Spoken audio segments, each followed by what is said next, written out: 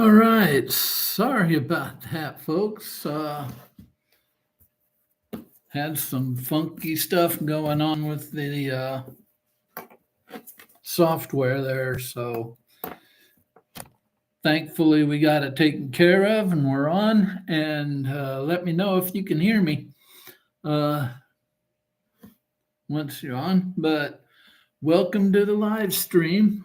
Another Thursday, 3:30 live stream.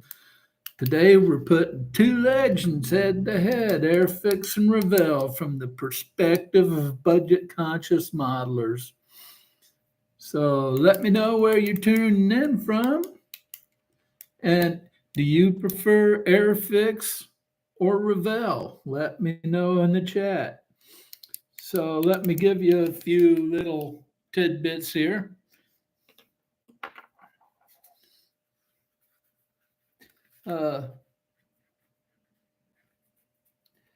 Okay, number one, kit comparison breakdown on price and accessibility. The average price of a kit for Airfix, this is from their lowest price kit to the highest price kit, is anywhere from $10 to $80+. And Revell is $10 to $100+.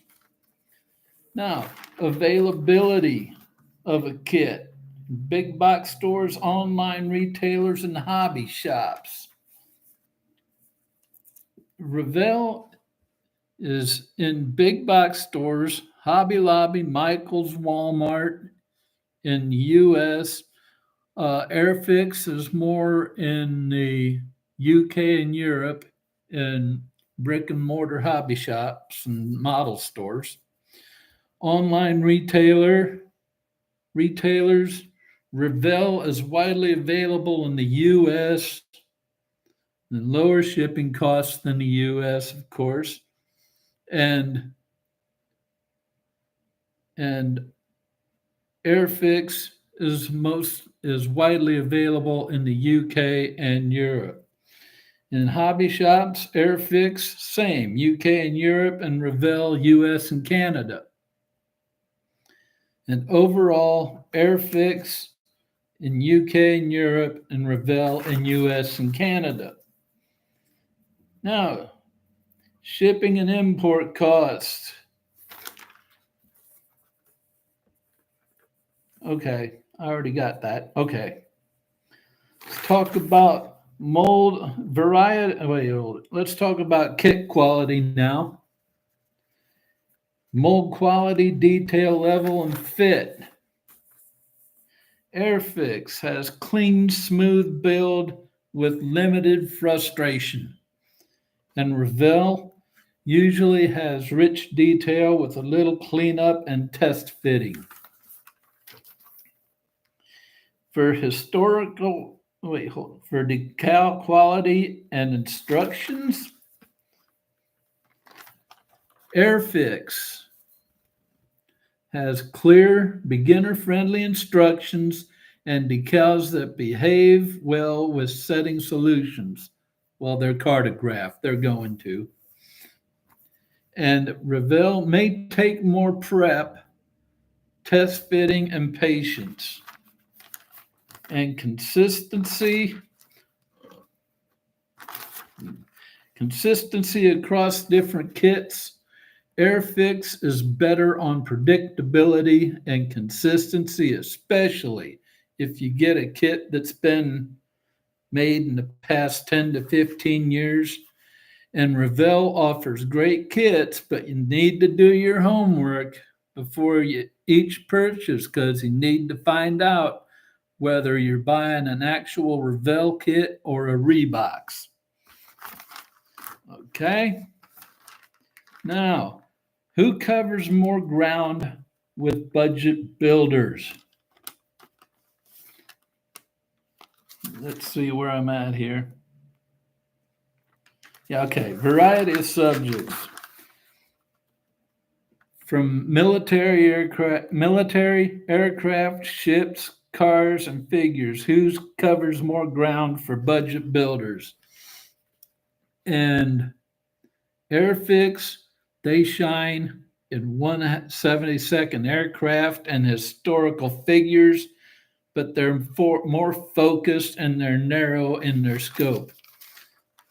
And Revell covers more modeling ground for the budget conscious builder, especially in cars, ships, and modern military. Now, historical accuracy versus fun builds. Airfix is better for detail and historical accuracy, and Revell is better for those who build for fun, relaxation, or just cool subjects. Now, ease of build for builders, for beginners. Ease of build for beginners. Got to stay with me, people. I'm sort of flustered after that beginning. Instructions clarity. Airfix leads in instruction clarity, especially for new or budget builders. And Revell has rare color instructions. Rarely do they do their instructions in color. They're lower beginner friendliness and heavy in use of icons. Part count and complexity. Airfix gives you more straightforward, accessible builds with reasonable detail. And Revell offers greater range from beginner-friendly to complex multi-day builds. And snap fit versus glue. Airfix gives you better glue kits with less fuss. Revell wins hands down in real snap fit models. And between the two, an aftermarket and community support. Are there third-party parts for both? In other words, are there aftermarket parts for both of them? Airfix has better aftermarket support in aircraft kits. Revell has better support in cars, ships, and overall variety of support. And who has best online groups, tutorials, and fan bases?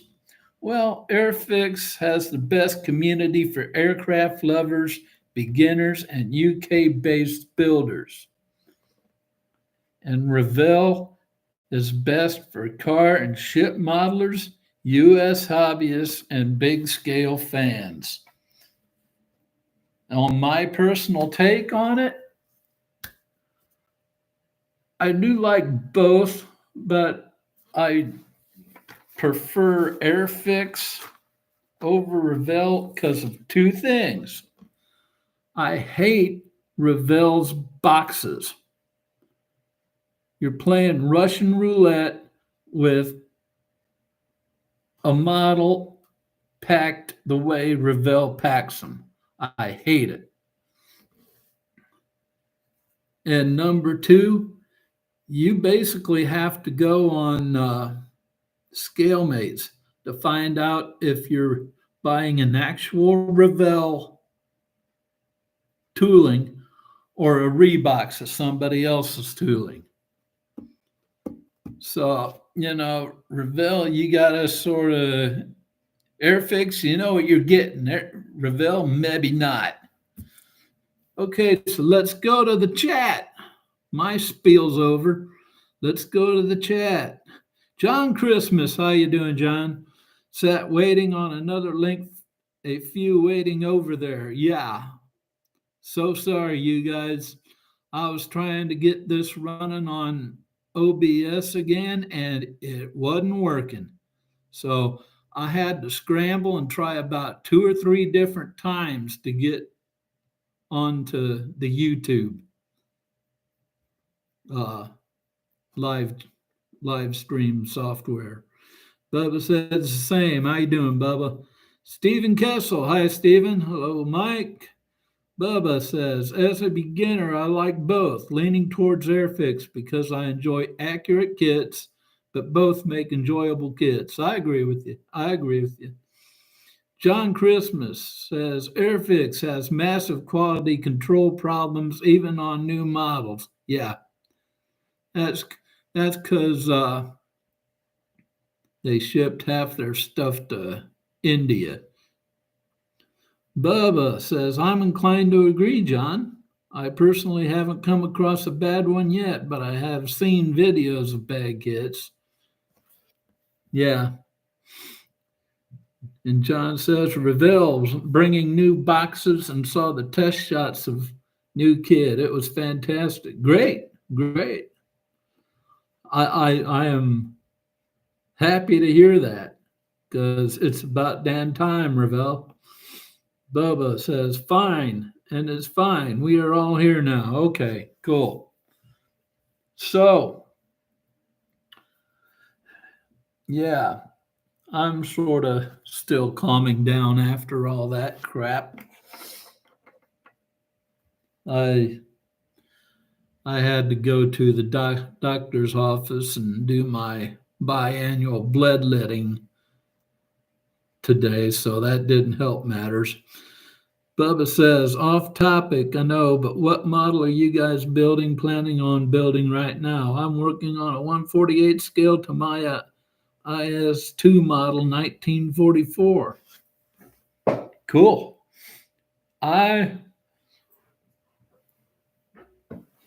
I'll put my 5-10 cents worth in.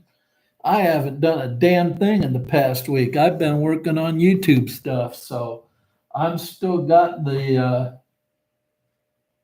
T80 Russian T80 tank. That just needs some mud replication, some other weathering, and then a clear coat, and that's done. I got to clear coat my Cromwell from the Cromwell build series, and I've still got my Mary Arctica ship paper model that I'm doing. So maybe I'll be able to get that done. I can't see it. Maybe this weekend I'll get some of that done. Maybe. I know tonight I got to get the research done on my video for next Tuesday that I'm filming. John says I'm working on the Airfix Sea King. Okay, I'm working on the Airfix Sea King, throwing loads of aftermarket at it. And it's flew in one. Oh, cool. Wow.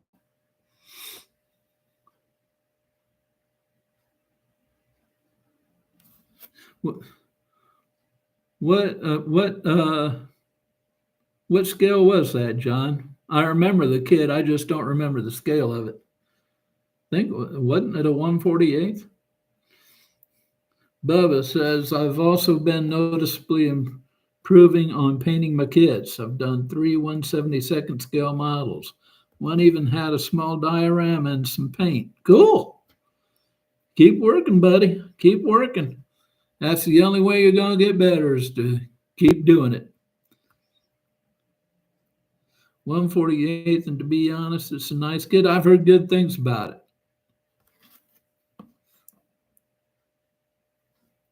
I think I've seen Moss say some stuff about it. He had good things to say about it.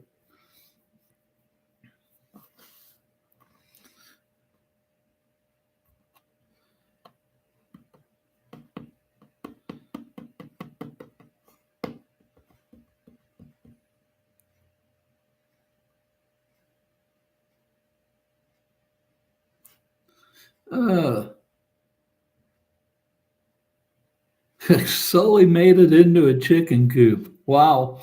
Leave it to Sully.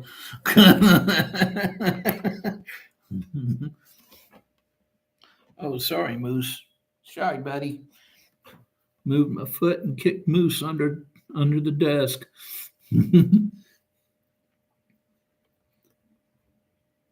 So, anybody got anything else to say on Airfix versus Revell? Bubba says, "What model kit company was a tank made by you, built and made a video on?" It was an Airfix starter set, 176 scale. I got the whole. I got almost the whole build on video.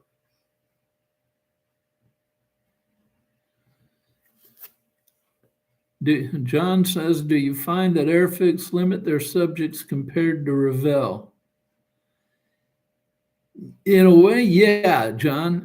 I mean, Airfix is big, big, big on aircraft, especially World War II. Uh, they have some cars and they have some ships. Uh, and of course, they have some tanks too, but they're big on aircraft, whether it be uh, helicopters or Airfix love their Spitfire. Yeah, but no kidding. Bubba says, "I'm just glad the paints that came with my kit worked, despite the fact I needed 5 paints, but they only gave me 2.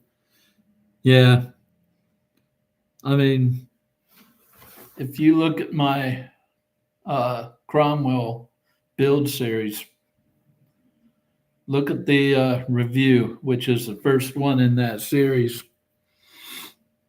You'll find it in of course, my build playlist. But gave me four colors of paint, and I needed 4 colors of paint. The only problem was 3 of them were just totally dried out, had nothing in them, and what was in them was just hard as a rock. Bubba says, "Oh, and they gave me some glue too. That was nice of Revell." Yeah, well, most starter sets come with paints and glue and a brush, so.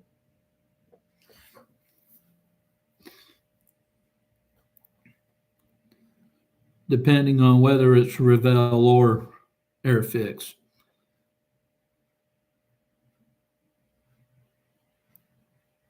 That's why it's a starter set, because they give you everything that you need to start the model and complete it.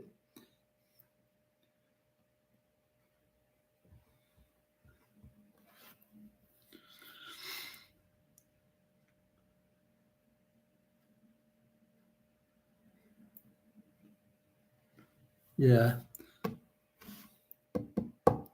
My big problem with well, I already told you my big problem with Revell is the boxes and the fact that they rebox other people's stuff. At least with Airfix, I know what I'm getting. I know that it was made by Airfix. You know, I don't want to have to go to Scalemates all the time to find out if I'm actually getting something made by that company. That's crap. The only good thing to do with Airfix paint is throw it in bin. No, I tend to agree with you. Bubba says that is too is my last tank kit. I got about a 1/2 years worth of playing. Oh, I got about a 1 to 2 years worth of playing kits, and a good bit of them are Revell and Airfix. So I'll be able to give a more informed opinion after that. Have fun building them. Airfix 135th tanks are not their own. Ooh, really?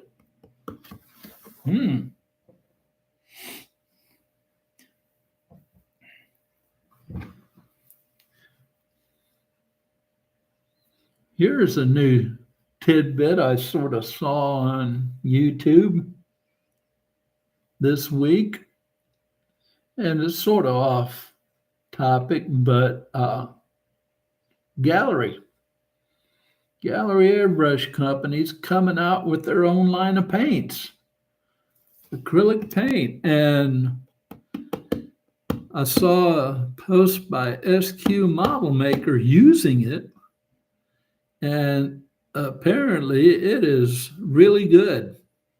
Uh, Apparently it covers it covers about as well as enamel. Uh, it's self-leveling, levels about as well as enamel, and it's acrylic. It's water-based acrylic. So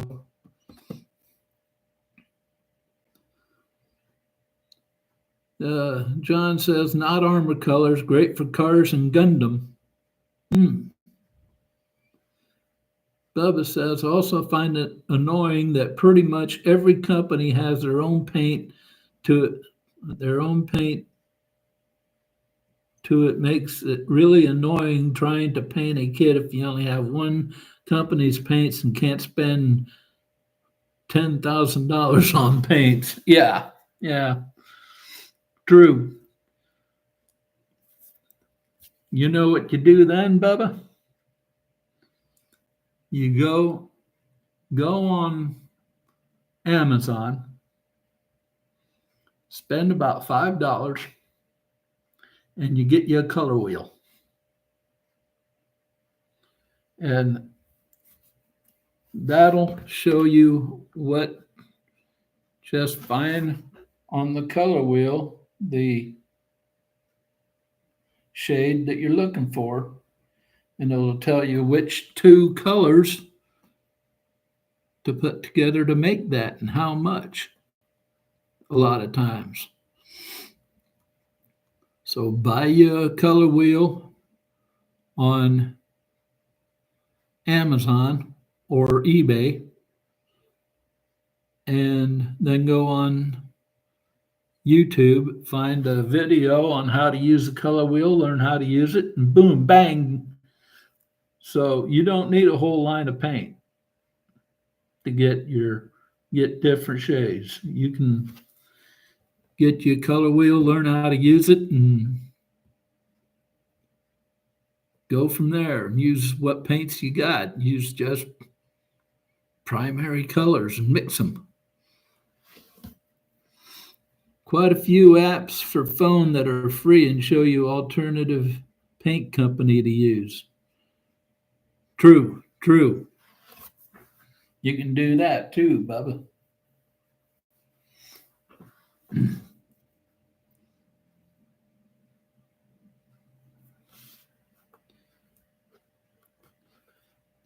Lot of alternative ways to get around that.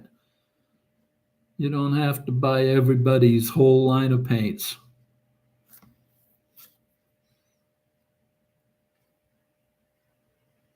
You don't have to buy one company's whole line of paints, Like I said, you can mix colors, mix your own. Bubba says, what's the worst company for models? I want to know what to stay away from. I'll tell you straight up. I have had them before. There are Chinese companies that produce unbranded models. That's a crapshoot. I've bought some of those that went together like Tamaya. I bought some of those that needed a whole tube of putty. So yeah, but the worst company for models.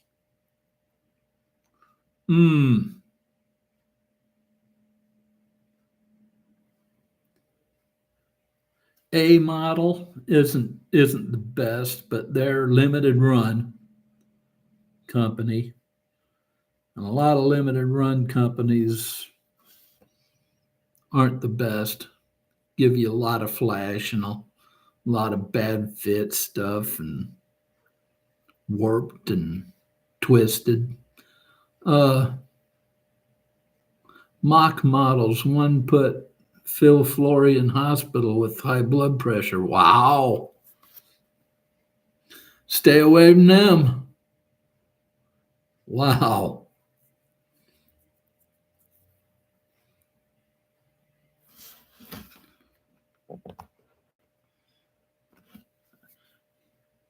And from what I see, Phil Flory's pretty easy going. That takes some doing. That's why if I'm on eBay and see a lot of kits, I look to see where it's coming from. If it's China, I skip over it. Good idea.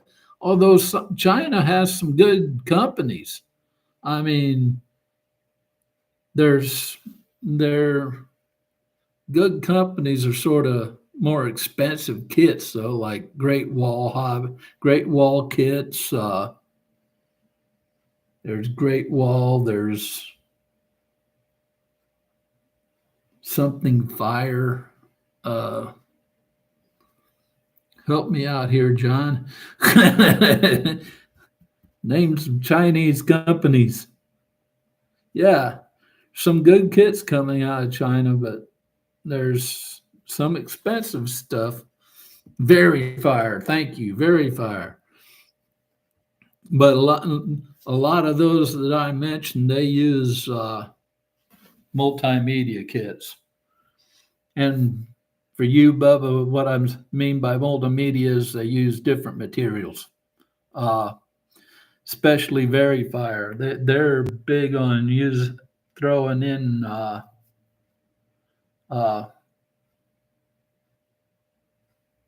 photo etch and resin and stuff like that. I've seen them on Nigel's modeling bench, a couple of kits from Verifier that he's done, and they're just loaded with multimedia.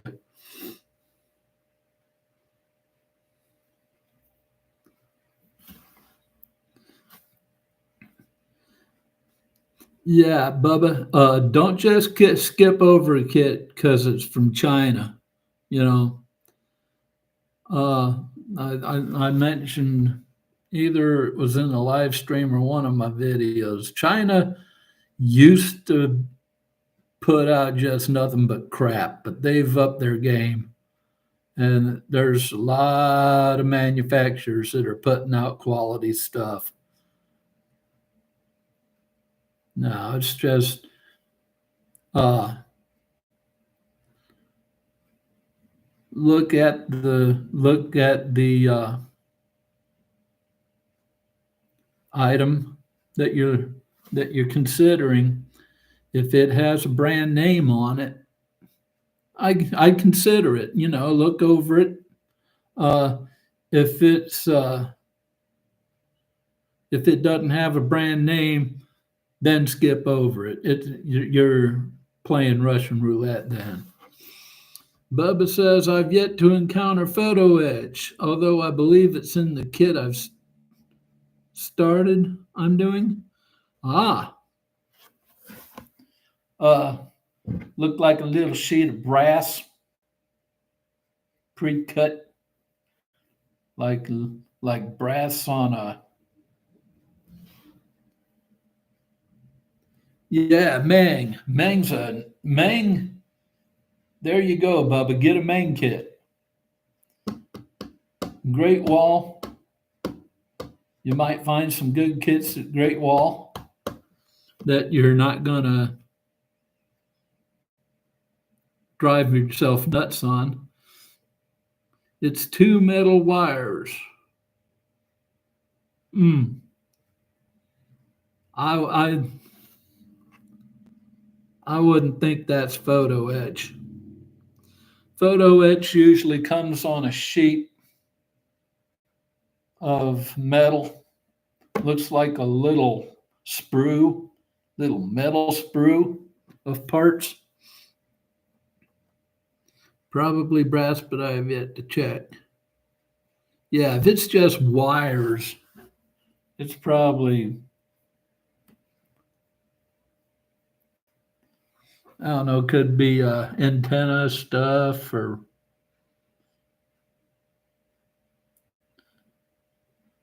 yeah. Photo etch is devil's work. It's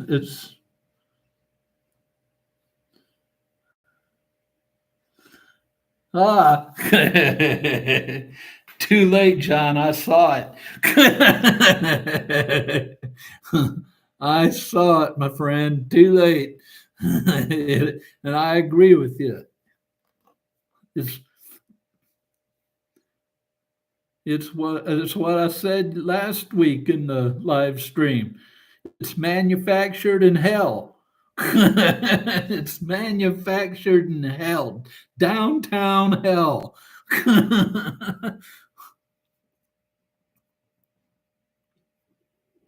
Oh Lord. Yeah, I oh wow. And all the excitement, I forgot to give you guys the results of the polls from last week. Had two polls. First one is prime or not to prime from the live stream. That came out prime your models, 86% to 14%. Prime your models. And the big one, as far as where the community is going to be, it was between Facebook and Circle. 89% to 11% Facebook. So I am going to start getting it ready to go on Facebook. So that is where the modeling community for this channel will be. Bubba says, I've yet to attempt to prime a model, but I'll cross that road when I get to it. It's no biggie. It's no biggie, Bubba. I mean, prime, just look at primer as a different type of paint. Okay. And as long as you get a nice even coat on it, bingo bango, that's all you need.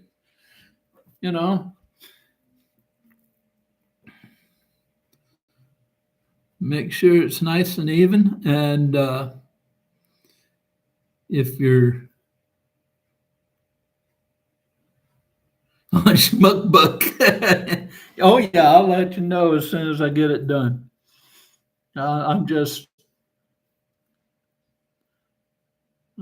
gonna start it probably this weekend sometime. Be a good time to start it. Which means I ain't gonna get to the workbench, but big deal. Yeah, I'll let you know, I'll let you all know when it's ready. Another thing you want to know, Bubba, when you're putting primer on and you're using a spray can, make sure you use nice, even, short blasts. You don't want to just and just leave it go. You're just going to flood the model with it then, and it's going to come out looking like crap. Just nice, go across it, just like you do an airbrush. Just turn it on, go across what you're painting, turn it off. Go turn it on, go across what you're painting, turn it off. And don't leave it on one spot too long.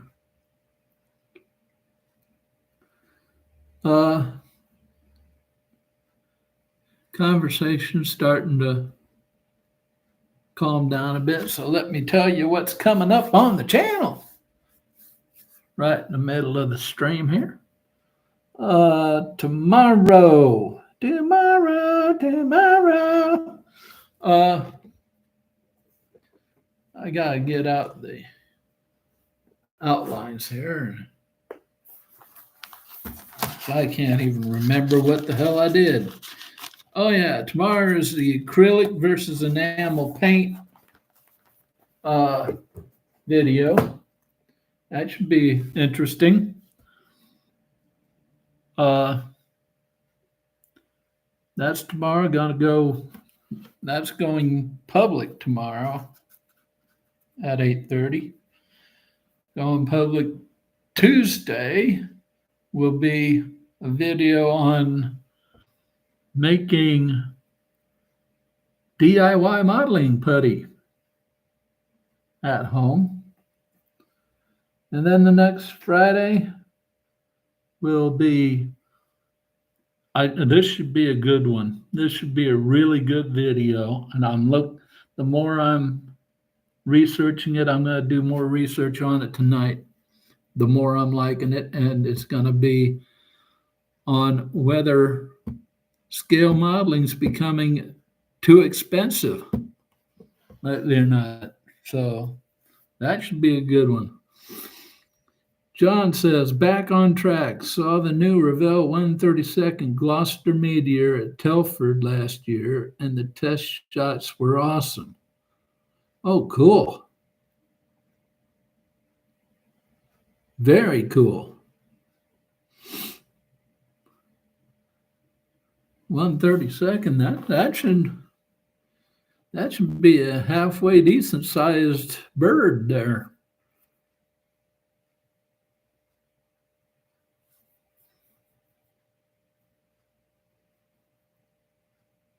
Definitely. That's one thing I wish I could do, but I'd probably never be able to, and that's make it to Telford. That looks like a hell of a good time.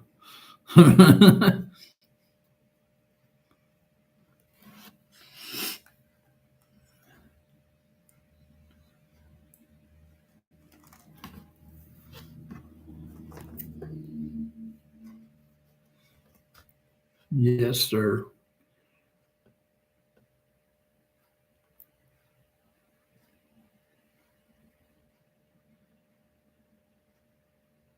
Let's see.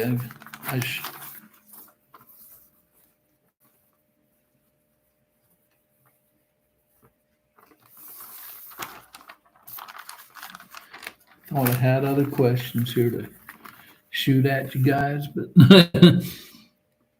John says, go every year. Wife likes the peace and quiet of me gone for the weekend. Yep.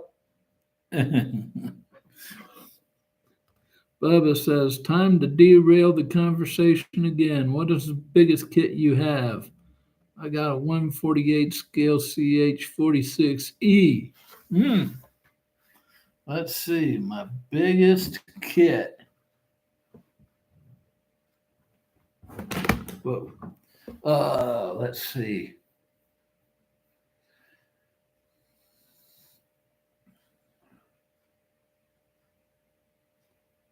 My biggest kit. I got a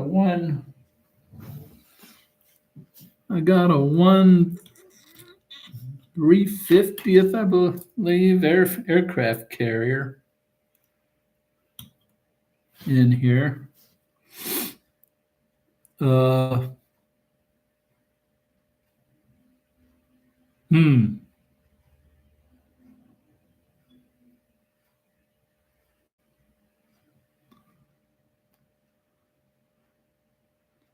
Bet I win this one. What do you got, John? Because that's about the best I can do is a 350th aircraft carrier. And that's really not more than a foot long. 135th Dora railway gun. John wins. John wins.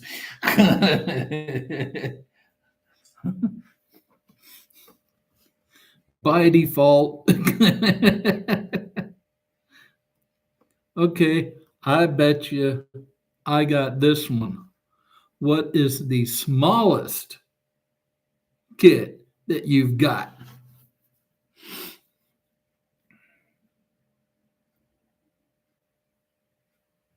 Gun barrel 1 meter long. Yep.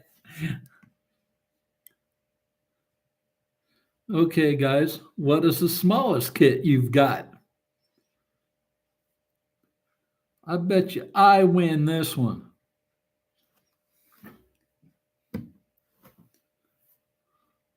One 144 Spitfire. Nice try. Just a 1/72nd scale German Puma. Nice try, Bubba. I got a 1/86th scale car out there on my TV stand. It's about that big. About that, literally, about that long.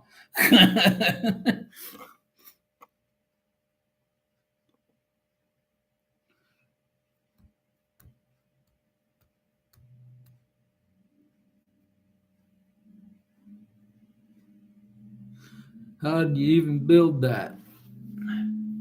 Oh, it was easy. It came in like the main problem were the tires and the wheels. It's got to be like two pieces close. It was like seven.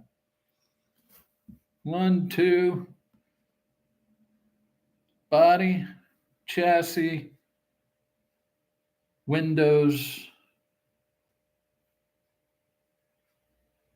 axles, wheels, tires. It was less than 10. I would need magnifying glasses for that. I almost did. I know I used,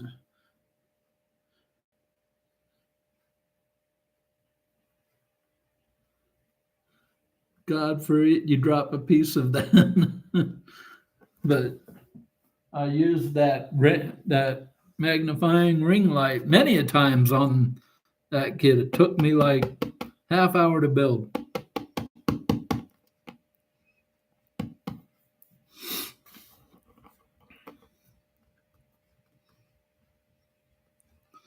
So there you go. I win.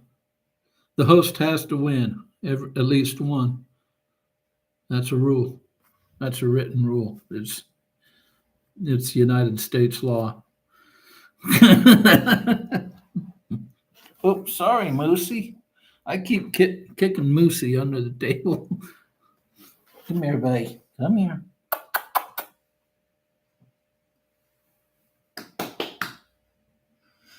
Bubba says, how many pieces is that door kit you have, John? Yeah. Come here, Moosey.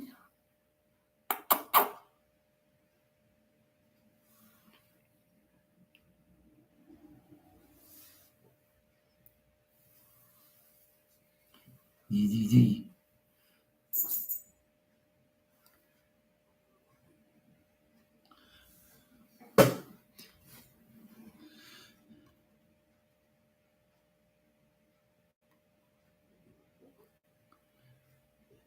Bubba says, if you get rich enough, you should make and produce a model kit of your dog. Huh? Model kit of Moosey. There we go. Come here, buddy. Come here. People want to see you.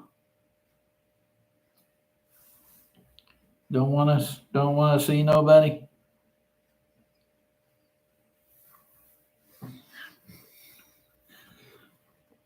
Had to go out and get my one 1/144 scale, of course. Michael Lambertino. Hey, Michael, how you doing? Well, we were, Michael, we were discussing which company we like the best, Airfix or Revell, and why. So why don't you tell us which one you like better, Airfix or Revell, and why?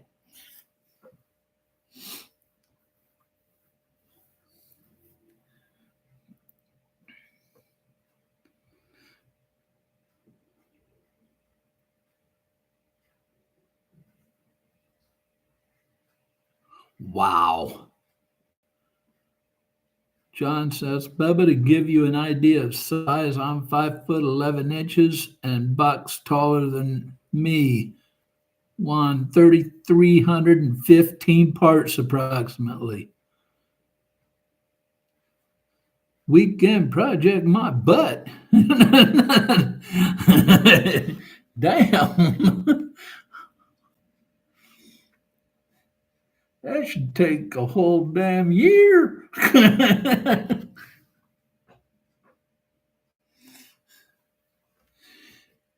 Yeah, I don't think you guys are going to be able to see Moosey this week. He's sort of knocked out. Had to give him his anxiety medicine this morning. My bucket list kit. Yeah, there you go.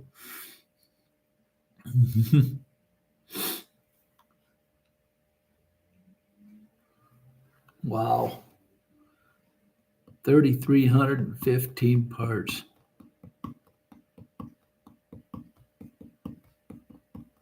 That's a lot. That's a lot of parts. That's a lot of parts.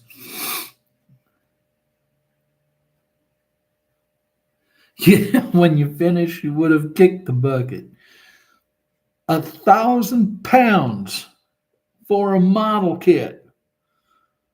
Wow.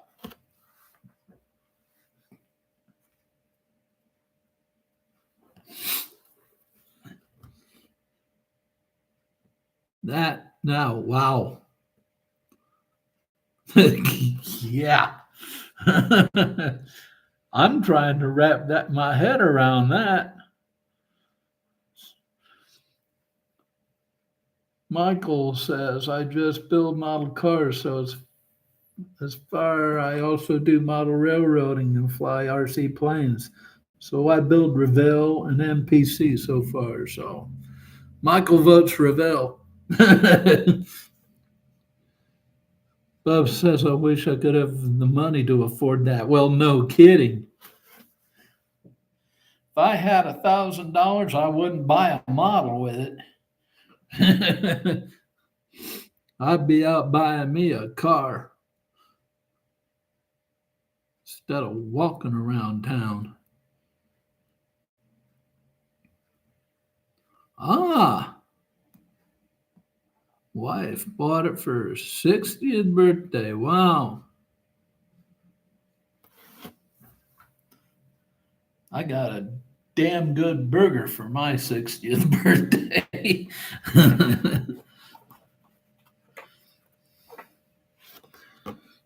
My best friend's son made some of the absolutely best gourmet burgers for my 60th birthday. Oh my God. I have never had a burger like that. Never ever will again. Yeah. Yeah, you know it, Bubba. You know it. Oh, those were so damn good. Well, like I said, I will never taste any burger that good again.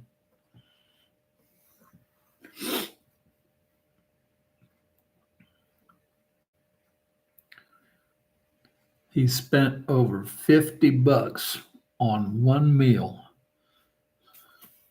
Michael says building a 2,500 square foot HO operating layout, 2 years in the works, round the walls of basement.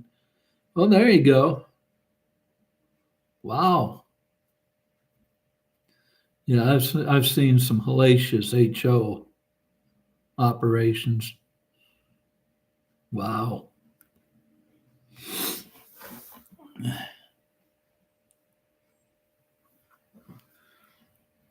Yeah. I had a friend way back in my younger days when I was in college. He was big into model trains. He was building himself a big old layout.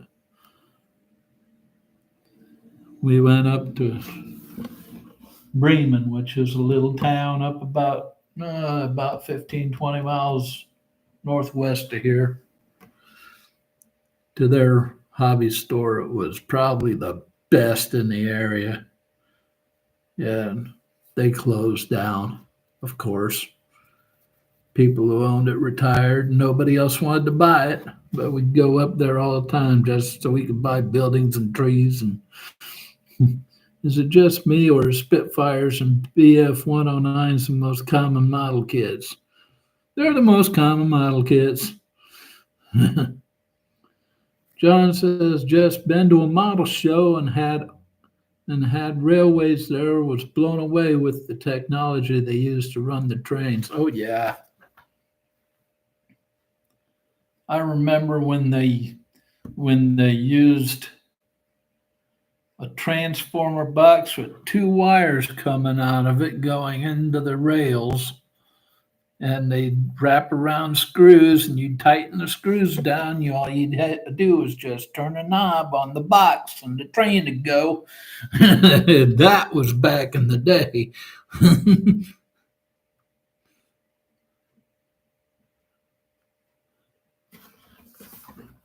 And now, I mean, oh my God, it just blows you away what they've come up with.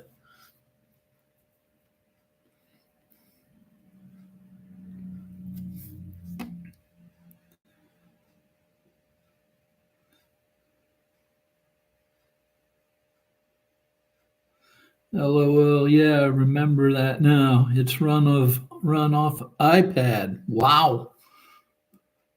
Well, yeah, well, I can see that because you can do anything with those things now. I mean, you can have smoke coming out of the stack, and you can have freaking lights in every building. And I'm using an all DC system with remote control for all locomotives. Wow. Yeah, that's just like scale modeling. It's just the technology of everything is just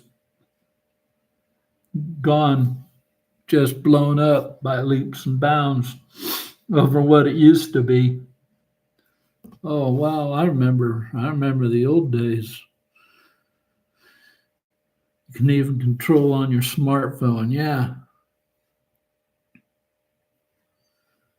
And I remember when I was a kid, and all you used was a little box with one knob on it. The more you turned the knob, the faster the train went.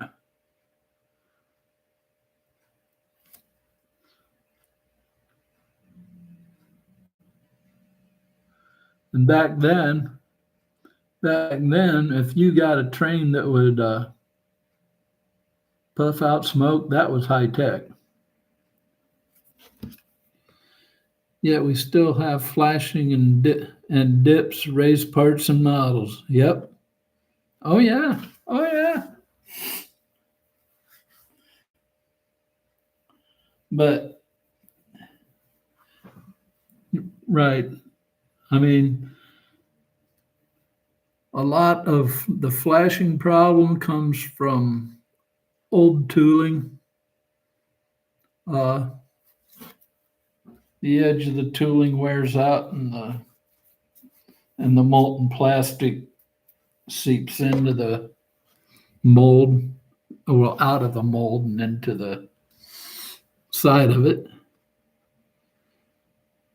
Old habits die hard, I guess. Oh yeah.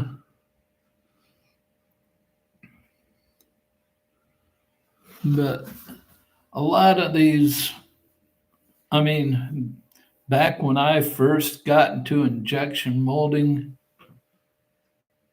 work, the machines, they were had little knobs, and you could move every number up and down manually, and you could operate. The operator was the operator. If he had flash, He could go to the machine and just adjust, physically adjust the pressure down to where the molten plastic wasn't leaking out of there so much. And now you can't do that. You got to have a supervisor or a lead person, you know, adjust those machines because they've just gone, you know. Today's diesels now smoke. It's amazing. Yeah, yeah.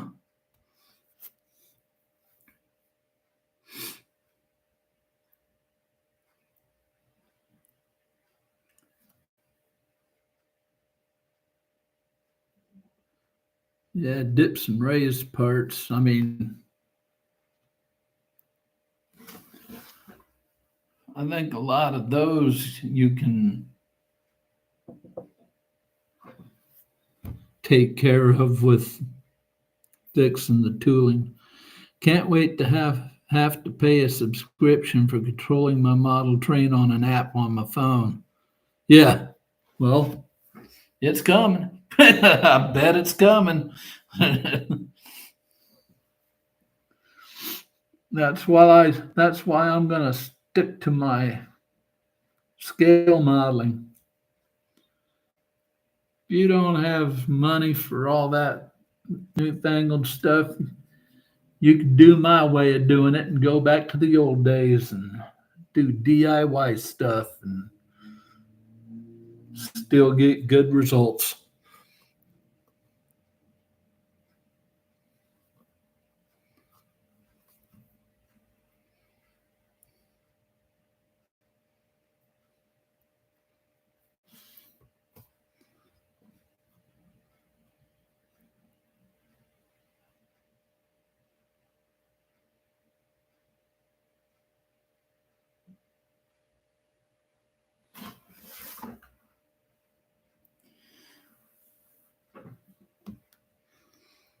Yeah, but my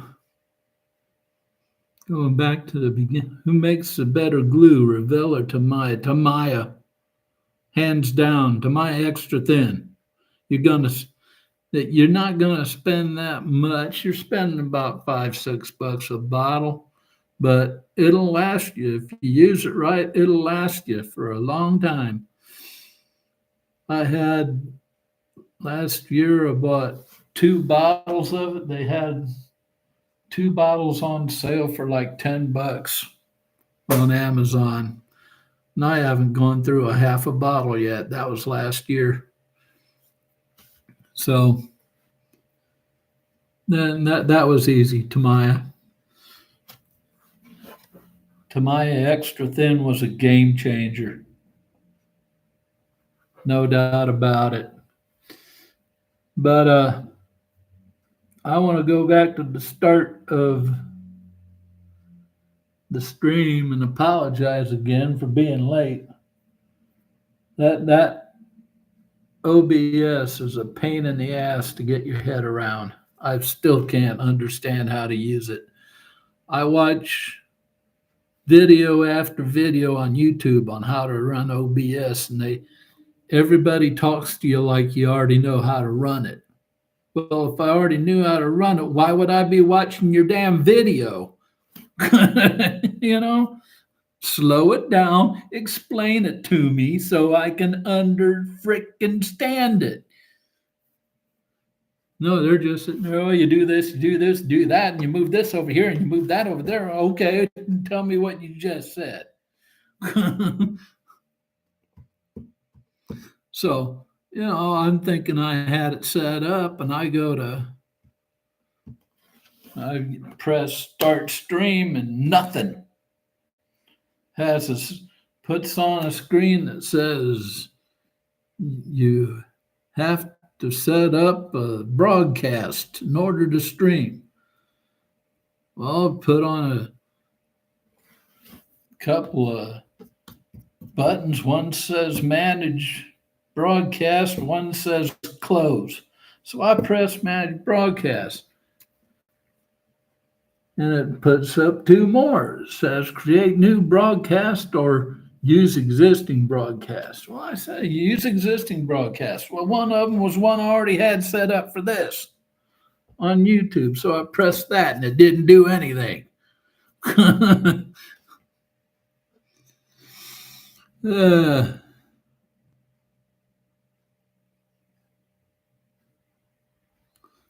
so I'm just going to stay on YouTube for a while until I figure that out.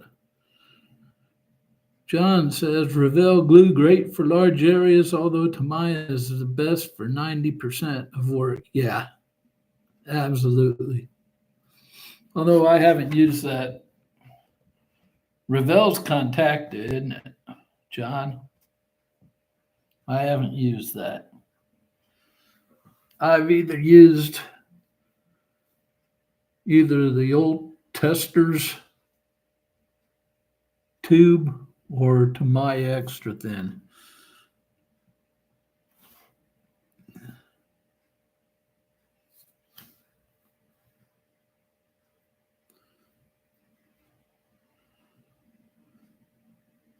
Because back like 2.5 years ago when I was coming back into the hobby, I had no idea that Tamiya extra thin even existed.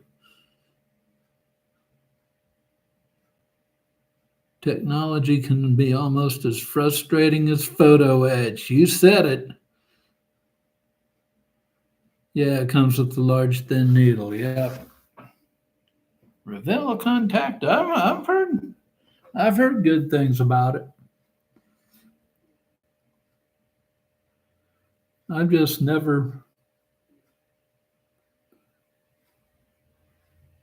I never ordered it for one reason or another. I always been happy with my Tamiya, and I haven't needed any. I've still got 1.5 tubes of the testers left.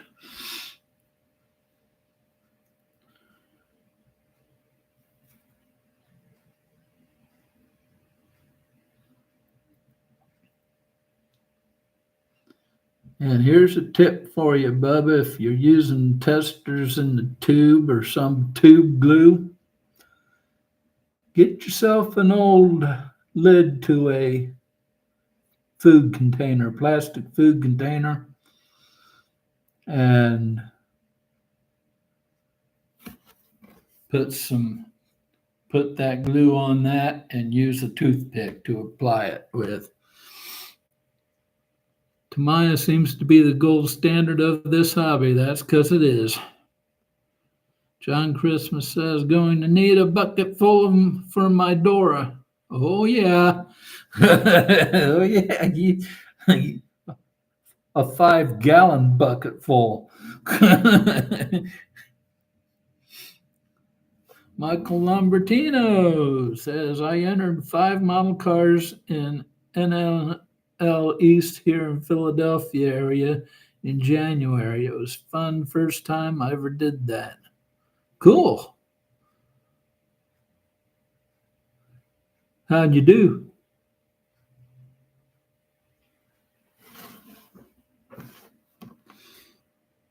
Did you place it all in any of them? Yeah, I know there's a lot of good hobbyists around that area.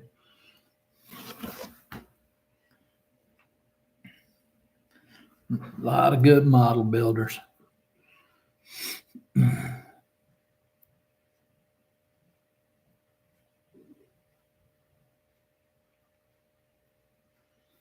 Hey, we're past the 1 hour mark again.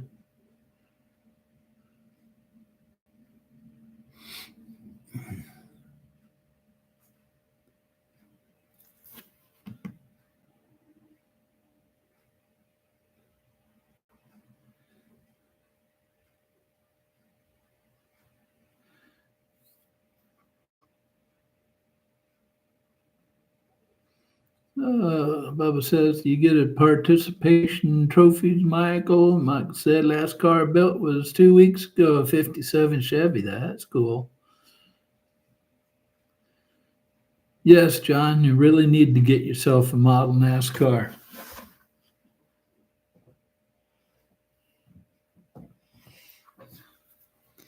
Don't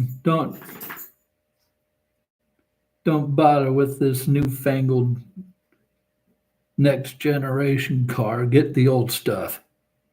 Get the old stuff. Back when the real guys were driving, like Bill Elliott and Richard Petty and the Allisons, and those were good kids.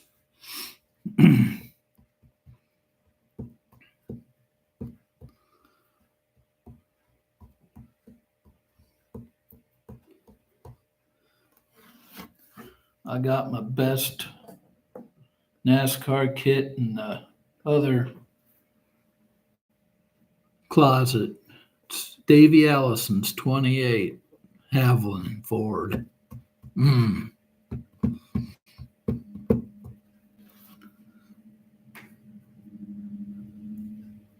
Built the Lowe's car and the DeWalt race car. Ooh. Jimmy Johnson's Lowe's car. Well, yeah, I think he's the only one that drove the Lowe's car, isn't he? Who drove the DeWalt? Trying to remember who drove the DeWalt.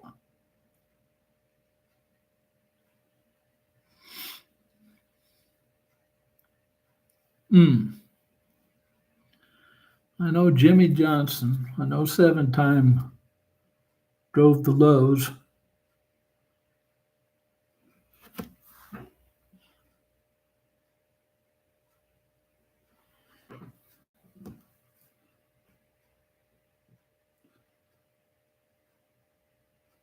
All my cars are in my display lighted curio cabinet. There you go.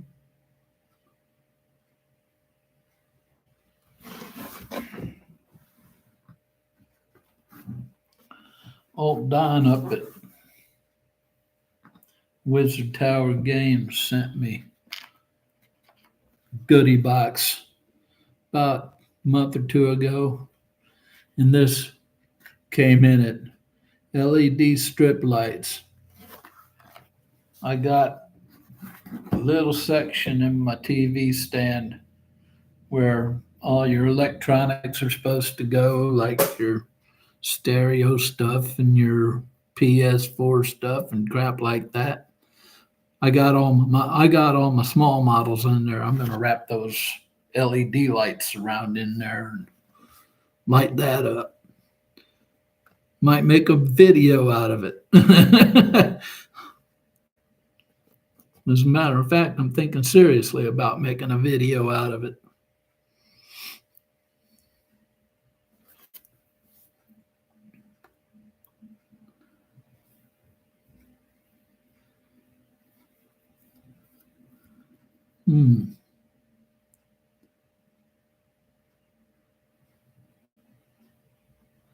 Yeah.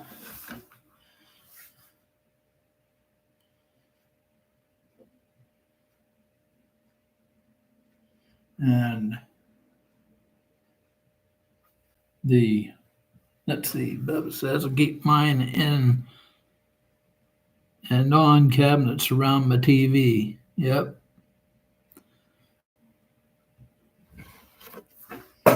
Me myself, I cut mine. Well, I have right next to me, I have a walk-in closet. This my office here and my workbench is a spare bedroom. This is the two. Christopher Bell drove the DeWalt car. Okay, yep.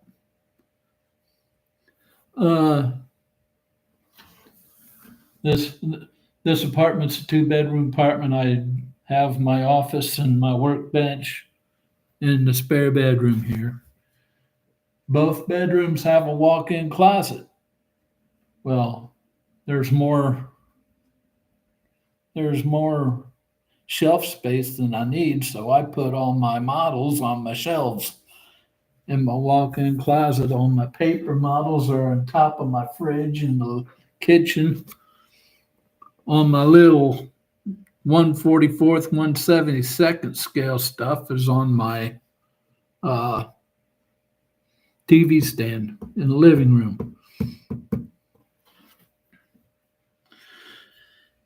And I'm starting to put stuff on the desk here, but I got 3 models on my desk here.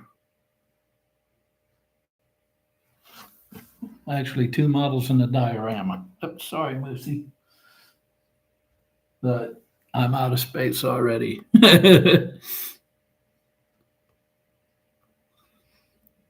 Yeah, that's where I keep mine. Now, all my 148 scale planes got hanging from those shelves.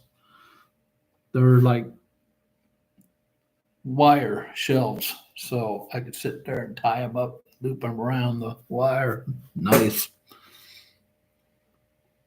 Where do you guys keep your workbench? Mine is in the basement, Bubba says. Just told you. It's in my spare bedroom, where my office also is. John Christmas says, I use spare bedroom for my modeling room and third bedroom full of shelves and display cabinets. There you go. Hog their bedrooms. What's the bedroom for other than sleeping anyway, right?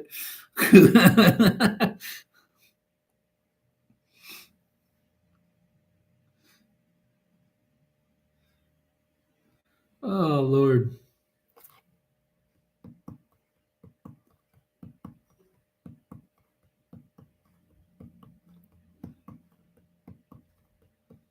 Yeah. There you go, making sure kids don't come back. Ain't got no room for you. My workbench is in my 3-car garage. What? 3-car garage. Jeez.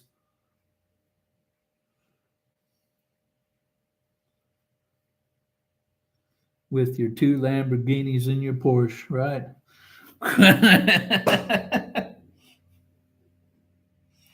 Mushy.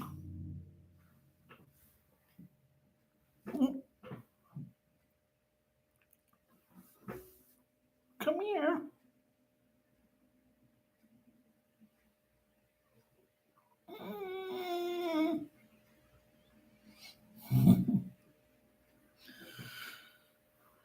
Come on.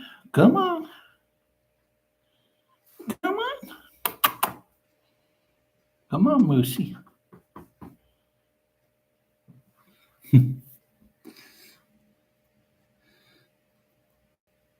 Oh, let's see. It's about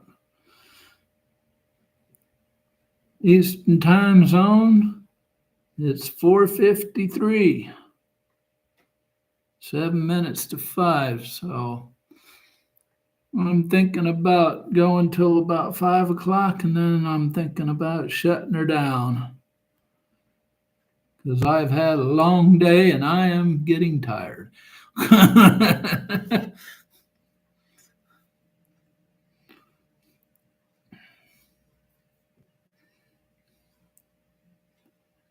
So, anybody has anything else to say? Bubba says a long day of being young. Yeah, Gee, I wish I was your age, dude. Man.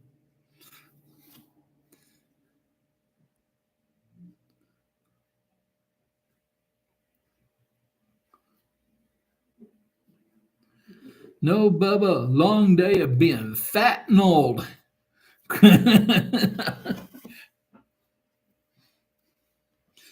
Being stuck with needles and yeah. Hard life, been retired. Yep. Yep.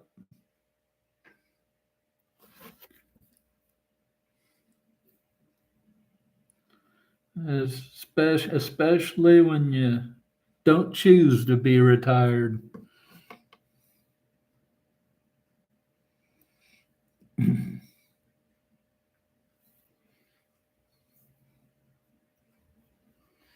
Michael says going to eat dinner, then going to work at 2 a.m. Wow. Graveyard shift.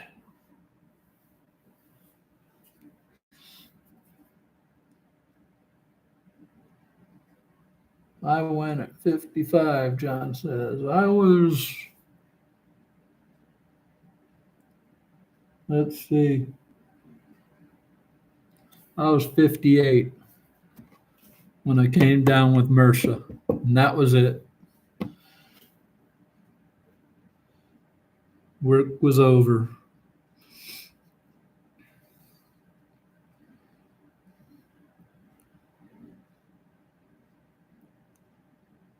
Man. Oh, railroad engineer. Damn. Long hours. Yeah, I bet.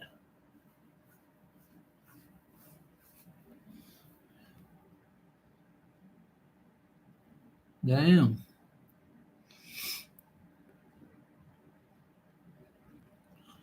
Long, boring hours. Huh.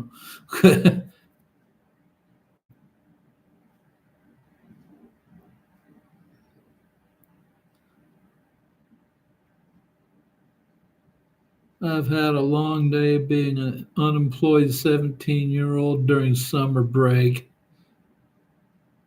Give me a break.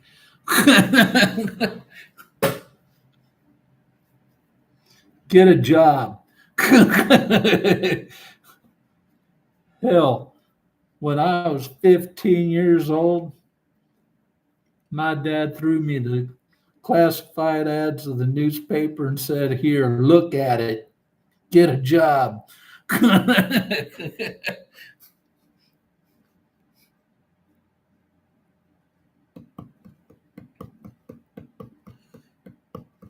I went to Dairy Queen the next day and got a job and stayed there till I graduated college. There's no good opportunities near me. Can you flip a burger? If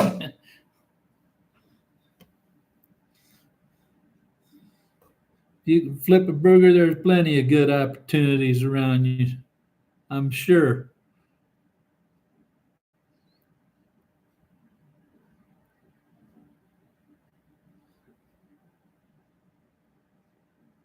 Ah,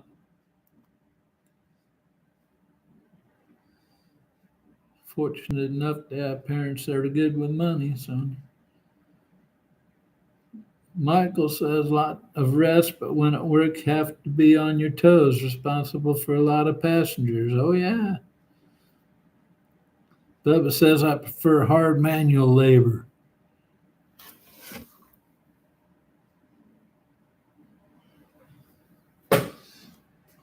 Construction worker. There you go.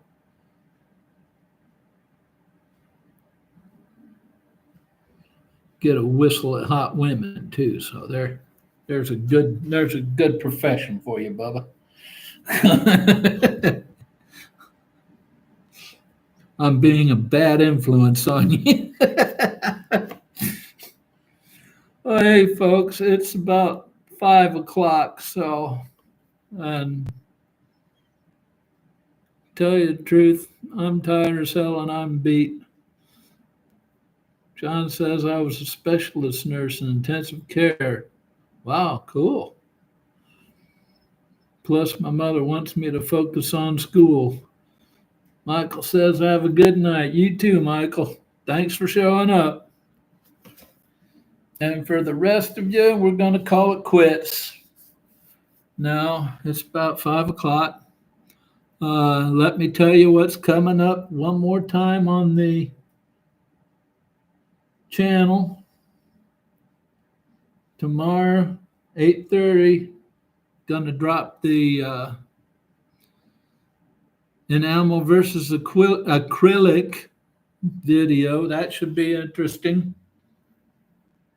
Then Tuesday, the video on DIY modeling putty will drop. That should be a quick one. Gonna make that tomorrow. And then the next Friday will be one I'm really looking forward on making. It's asking and answering the question, is scale modeling becoming too expensive? And it's going to be a very informative, hopefully going to be a very successful video for me. The more I research it, the better I'm feeling about it. So that's what's coming up. And then, of course, next Thursday's the next live stream, and I'm just going to leave it here on YouTube. We're doing fine here. So that's all I got. I'm going to go relax until dinner time. And then I got to come back in here and do some more research on that expensive video. His modeling becoming too expensive video. I'm going to do some more research on that. So y'all know what we say around here. Never stop pushing your modeling boundaries. Until tomorrow at 8:30. We'll see you later. Bye-bye.